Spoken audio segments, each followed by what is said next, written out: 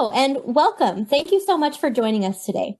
My name is Ashley Patton, and I am the Street Transportation Department Senior Public Information Officer with the City of Phoenix.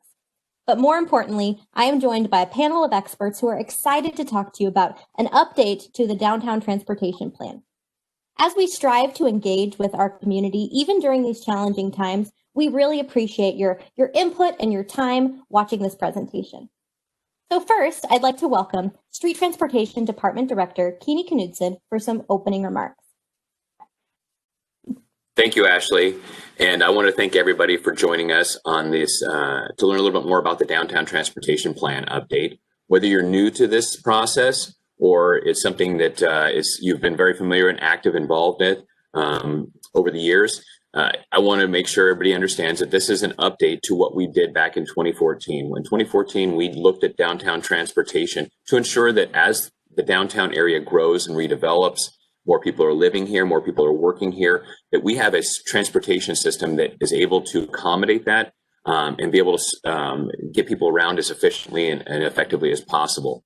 So this update that we're working on, we have been focused in on public outreach and making sure we have community involvement in every aspect of it. And so we're here to be able to provide an update to you on where we have changed and where we have adjusted things based on that community input. And we're so happy to be able to have you here with us to learn more about the project and to hear where we're going from here. And I want to let the project team take it away and talk to you a little more and share a little more details about the update we have to share today.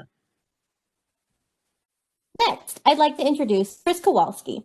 Chris is a Special Projects Administrator with the Street Transportation Department. Chris?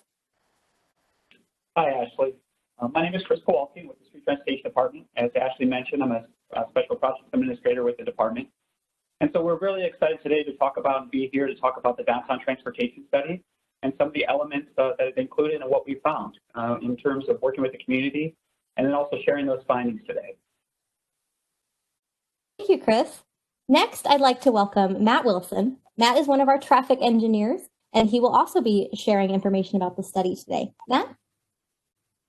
Hi, yes. My name is Matt Wilson. I work in the development coordination section with Street Transportation, where, among other things, we review development project traffic impacts. But this is an exciting opportunity to look downtown-wide, so we're happy you joined us today. All right, so let's get into the presentation. So first, what is the Downtown Study, and why is it important? Well, actually, the reason why the study is important is we have a lot of growth going on in downtown, and a real big changing environment as well. We know we have the light rail coming downtown. We know we have a lot of planned development. And so, Phoenix right now is really becoming a hub, being the 5th largest city. We're starting to see a lot of growth and impacts in downtown, a lot of people wanting to work here, but also live here as well. And so we wanted to take a look at the surrounding area, basically framed by 7th Avenue to the west, 7th Street to the east, I-10 to the north, as well as the warehouse district in the south. And really look at the development and growth and things that are happening within this corridor to be able to then look and make any changes or plan network needs that would need to be considered in order to have a continued good level of service. Within these boundaries, we analyzed over 104 different development projects that are ongoing right now. Either they've recently been completed, they're under construction, or they're in some type of planning phase. And these really are a broad spectrum of projects. We have multifamily developments that are coming in. We have a lot of retail and commercial that support that multifamily. We're seeing large increases in our biomedical corridor and TGen and so forth happening there. We know we have a lot of our local universities bringing students and their campuses downtown. And then really with all of this growth, we're seeing increases in our convention center as well as the hotels and so forth that support all those uses. And so it really became important that we take a look and analyze all these impacts. And what our leadership basically asked us to do was, with all this development, with all this increase that's happening in the downtown area, are we able to support it? Are we able to handle that? And that's what the study really is aimed to focus on and to answer. So that's a lot going on and a lot to consider when you're planning for transportation for Phoenix, specifically downtown Phoenix. But what does all this development mean for transportation and for downtown Phoenix? Well, actually, it's really significant. I mean, when you factor in all this development that's coming downtown, we're looking at 6.5 million square feet of new development We're looking at 8,500 new dwelling units, 3,500 new hotel rooms. And so when you factor those all together, it really looks and provides a significant increase in the daily trips, almost 34,000 new trips to the network that we need to accommodate. And other than development, were there other factors that you considered when doing this study? Yes, absolutely. You know, we know the network is changing. We have the South Central Light Rail that's currently under construction. We know we have the Cap 10 Light Rail extension in the future as well that need to be analyzed. We also have additional capital improvement projects that are under construction right now. We have 3rd Avenue and 5th Avenue bike lane conversion, which is going from one-way to two-way with a bicycle element added to it. And we also wanted to take a look at some planning documents that we have. 3rd Street in particular, we were looking at that to be converted from a one-way to two-way from Lincoln to Jefferson Street. And so that would be considered and looked at in the model as well and what those impacts are. So we did. We had a lot of outside areas and network changes. This model actually includes and accommodates to give us a look into the future.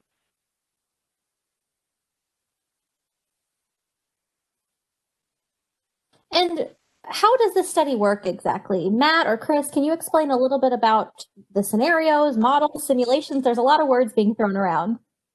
Absolutely. So the study rests on a combination of a land use model, a transportation planning model, and then a series of traffic simulation tools.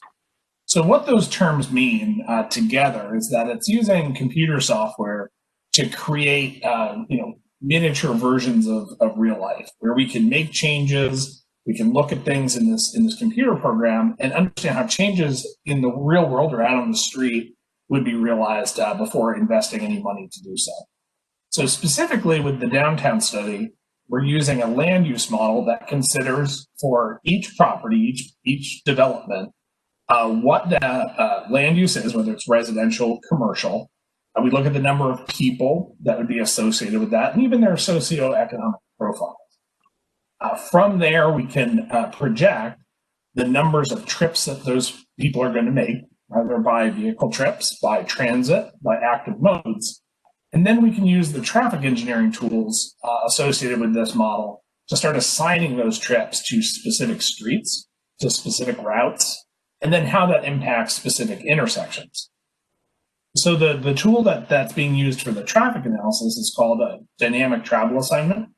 And what it does is it looks for the fastest route that each trip can get to its destination.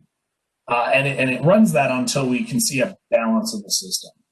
It's important to note, too, that this model considers not just trips within downtown. It considers the trips that other folks in the Phoenix metro area make downtown, as well as trips being made by residents of downtown that live and work in other parts of the metro area. So the model is very comprehensive in that it looks at the land uses, it looks at the trips associated with that, and all the way down to the performance of particular intersections. And when we talk about performance of intersections, the term that we use is called level of service. Level of service is just a measure of the delay, the estimated delay that each vehicle has going through any given intersection. And that's delay waiting in traffic behind other cars. It's delay for time spent at a stop sign or a red light at a traffic signal. And then just averaged over all the cars that go through that intersection. And you'll hear a letter assigned to that, which just means a category of the number of seconds of average delay, where levels of service, E and F, are the bad end of that, right, where intersections aren't performing well. And then within the model, what we can do is look at changes, whether it means a traffic signal where there wasn't one, it means adding turn lanes maybe to an intersection, and then running that model again to see how that performs within the model. A recommendation is then made if the model shows that treatment works to carry that forward as a potential project. And the report that's available online lists the specific improvements that we identify with each of the scenarios.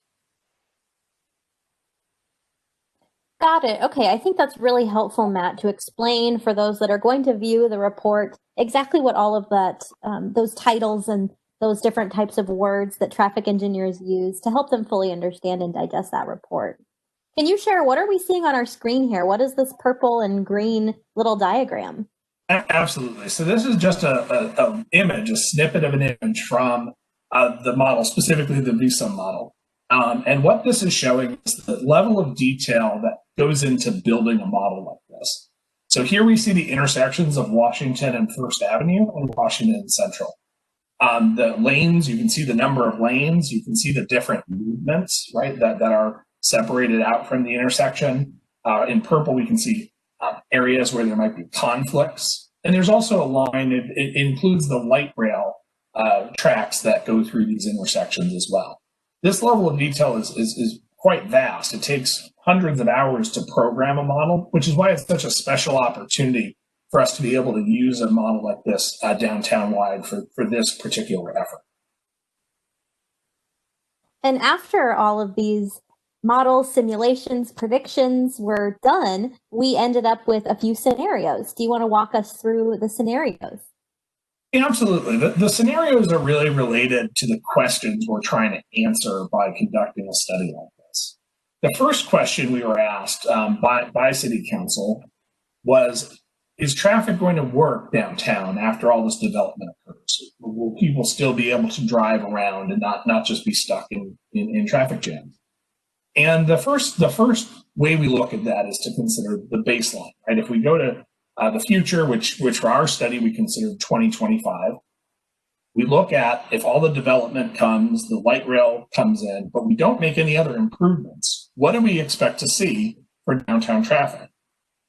And the answer for the baseline condition was it's still pretty good, but we have a number of intersections that don't perform very well.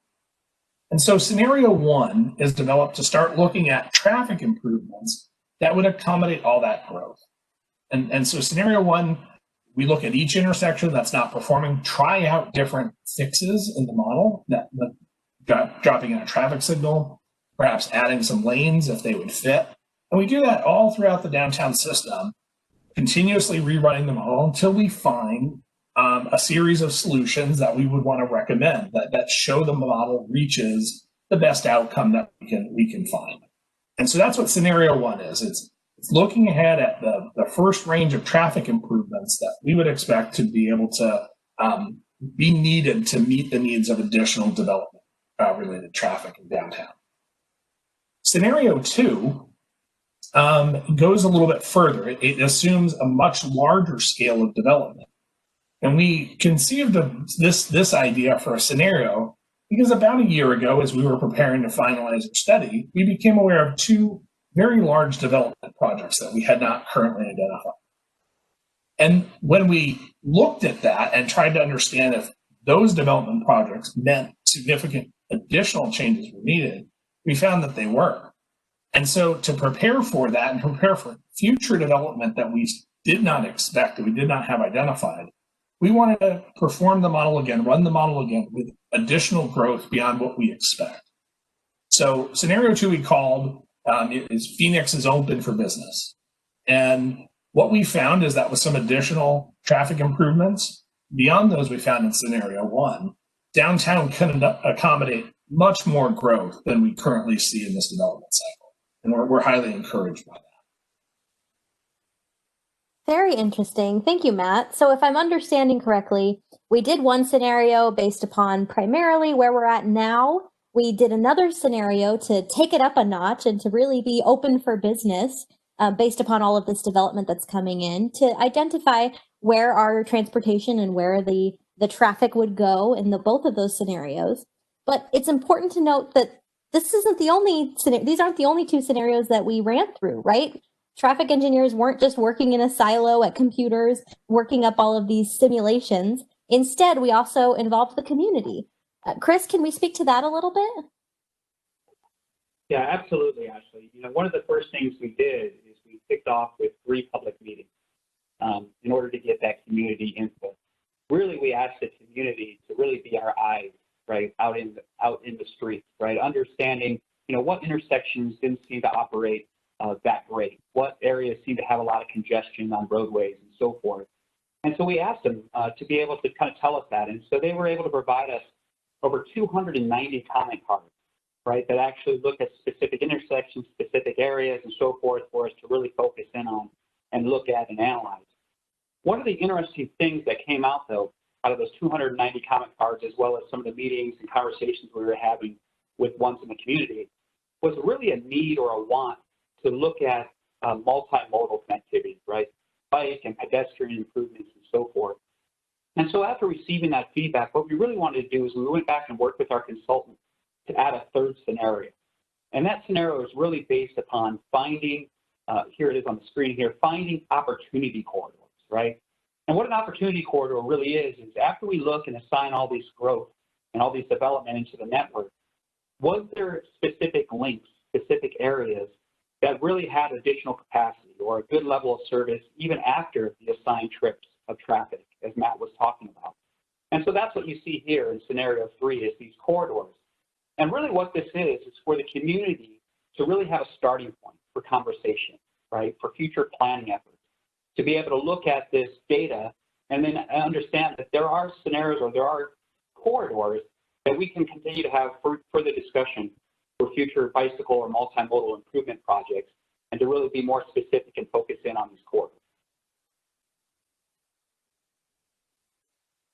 Got it. So we have these 3 scenarios now.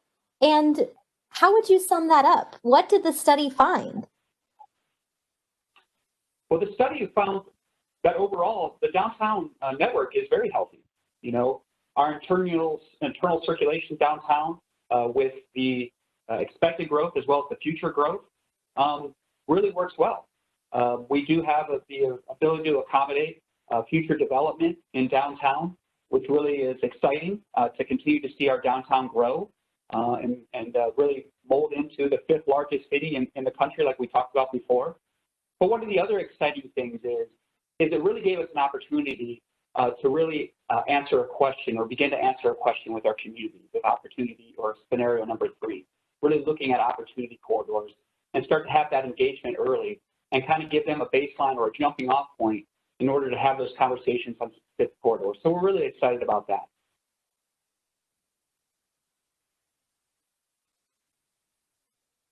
And what's next?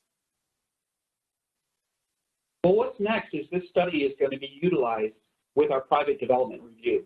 We have a lot of developments that are coming in, and so we can actually use this data, this model, to understand what improvements to an intersection or to a traffic signal that maybe needs to be installed in order for the network to remain in a healthy state and a good level of service. And so we'll use that data in informing on pre-application and preliminary meetings as well as rezoning cases that are occurring in downtown. The other part is we'll use this data in actually helping sequence our capital improvement program. So we actually know if for monies that are spent downtown, where those need to be spent, on what intersections, what areas, and so forth. And so it'll help inform the commitments within our capital improvement program. And then finally, this data will be used in other planning efforts. We know we're having an update to our bicycle master plan, which is called our active transportation plan. And so this information will be shared in order of identifying those corridors that we talked about earlier, maybe for future programming or future efforts and outreach with the neighborhoods, as well as other planning documents and studies that the city will do in the future.